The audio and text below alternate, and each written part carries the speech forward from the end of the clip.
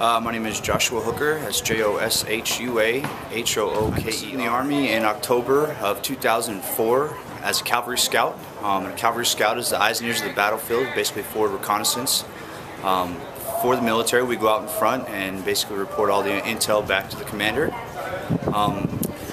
I was stationed at Fort Knox, Kentucky for my basic training for 16 weeks, and I don't know if you've ever been to Fort Knox, Kentucky, but in the wintertime it's awfully cold, so I spent 16 weeks in the woods. Soon after, I was transferred to Fort Campbell, which is on the border of Tennessee and Kentucky, where I went through about 4 months of training in the field before I was shipped to Kuwait. Once I arrived in Kuwait, we spent a couple months there to kind of get used to the Middle Eastern temperatures. They're much higher here in the States. So we do a little bit of training in Kuwait before they ship us actually into battle. When I got to Baghdad, Iraq, that's where I was stationed with 101st Airborne. And we spent probably 12 to 13 hours a day in and outside the wire doing combat operations, reporting intel back to the commander. We did a lot of meet and greets with the public, going from door to door and trying to build relationships with the locals. In April 29th, 2006, I was injured by a roadside bomb while on foot in Baghdad, Iraq. The bomb was placed under some concrete. It exploded when another one of my soldiers stepped on top of it, killing him instantly and wounding me. I waited about a year or so with my injuries, was shipped back to the States to Walter Reed Medical Center, where I underwent 35 plus surgeries to try to save my lower extremities. I was shipped here to Balboa soon after that to have my lower left foot amputated. I spent about another year in the hospital, ready to transfer back to civilian life. And since July of 2009, I've been retired and been basically living here in San Diego.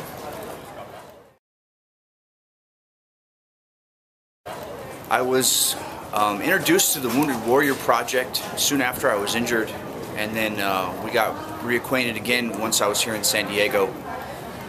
They'd come to me with multiple opportunities for jobs, such as clerks or AT&T sales personnel, but then one day they came with me to Francis Parker coaching position, actually working with the athletic department, and I jumped on it right away. I said, this is exactly where I want to be.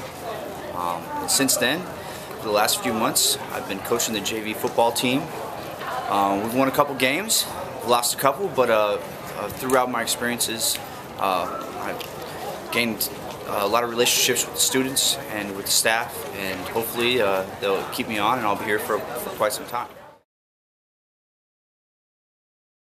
Some things that have been beneficial to Francis Parker, bringing in the veterans, I think, is their experience with leadership. They bring with them the Army values, whether it be honor, integrity, selfless service, and all those things that are going to come and share those things with the students. I think it's really important at a young age to be introduced to things like that in case you want to go on to doing public service. I mean, this is what I wake up every morning for. I get ready early, and I'm excited to come to practice. I'm excited for Friday nights when we play games, and it's really been kind of somewhat of, you could say, some medication for me. So I love being here. This is what I love to do, and hopefully, as long as Francis Parker wants me around, I'll be here. I played 4 years of football in high school. I played baseball as well. So this was an easy transition for me to come onto the football field, and being already involved in football as a youth, I felt like I could carry those skills over and share those skills with the students here. And what are you doing now?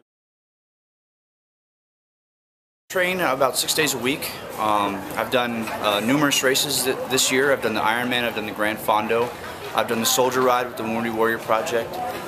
So I'm an avid cyclist, an avid swimmer, and I'm hopefully in the future I would be a little better runner. That's something I'm working on.